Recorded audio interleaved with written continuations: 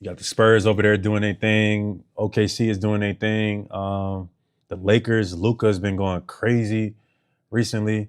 Let's be honest, that boy Luka is something different, bro. Like his ability to score the ball, his natural instinct to score the ball is through the roof. And me, just as a fan of the game, I'm always watching. I'm always watching my competitors. I'm always watching the game, just trying to learn my opponent, get better, all of the above. It's a big topic of discussion is the that I see right now in the NBA is the 65 game. It's funny because people, once again, they moved the bar because at first, when this was around, when it first became a 65 game rule, everybody was in support of it. Like, yeah, like, because at the time, people was talking about guys who were, what do you call it? What do they call it? Load managing. And there was a lot of complaints around load managing. There was a lot of cranks around, guys not playing, superstars not playing. And now they moved the criteria to 65, and now it's like it seems like the popular opinion is that now it's time to get rid of the 65. I was never a fan of the 65 game for the record. I always thought it should be like 62. Like 65 seemed a bit, just a tad bit high. 62 was like, I thought 62 was solid. I'm really not mad at 65. Like, I just thought the contrary was that in the past, guys would be playing 40 or 50 games and then be up for all NBA teams. And they play half the season because their numbers would be better because they only play half the games versus somebody who played 70, 68, 72 games. So that's a big difference.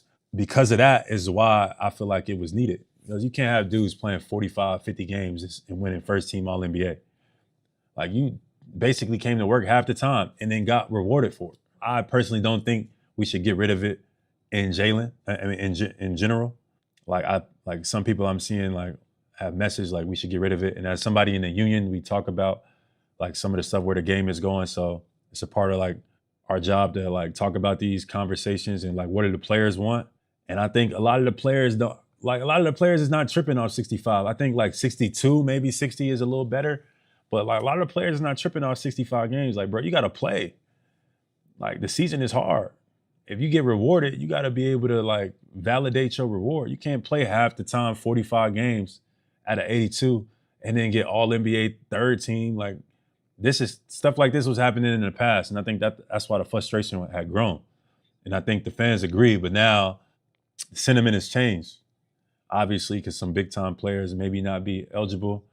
Like we saw, I think with Cade Cunningham, I think the league has come out and I think the NBA PA is trying to figure out for special occasions. And I agree with that because in some cases, I agree with that. I mean, it's tough because Cade is having a great year. For him not to be eligible for any regular season awards, et cetera, would be crazy because he's having a hell of a year.